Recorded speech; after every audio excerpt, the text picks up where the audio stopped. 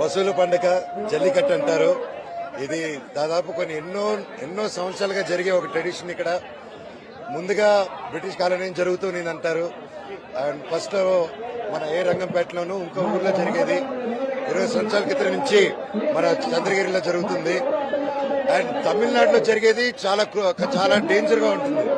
కాకపోతే ఇక్కడ జరిగేది అంత డేంజర్ గా కాదు, కొంచెం సాఫ్ట్వేర్ వర్షన్. అండ్ మాక్సిమం పశువులకి దెబ్బలు తగలకుండా ఇది వచ్చేసి పశువుల్ని సెలబ్రేట్ చేసుకునేది. వాటిని ఫార్మర్స్ కి వీటిని ఎంత importance of the farming, cattle ని కాపాడుకునే ఒక గుర్తింపు తెచ్చే పండుగ అనమాట.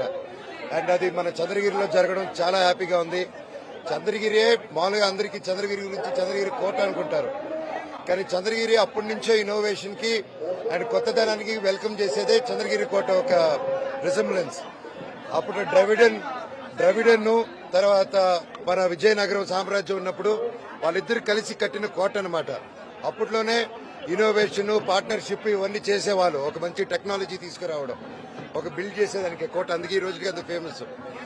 అండ్ చంద్రగిరి కోట ఎంత గొప్పదో ఇక్కడ ఉన్న ప్రజలు కూడా అంతే గొప్పవాళ్ళు, ఇంకా మంచి వాళ్ళు.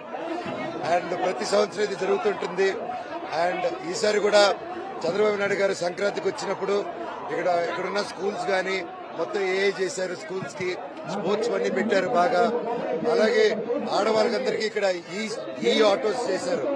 అంతకు ముందు చాలా కష్టపడేటోళ్ళు వాళ్ళు. ఇప్పుడు దాదాపు ఈ ఆటోస్ వల్లే ఒక మహిళ దాదాపు 12 నుంచి 15 వేల రూపాయలు ఒక డీజిల్ పెట్రోల్ లో కాపాడుకుంటున్నారు వాళ్ళు.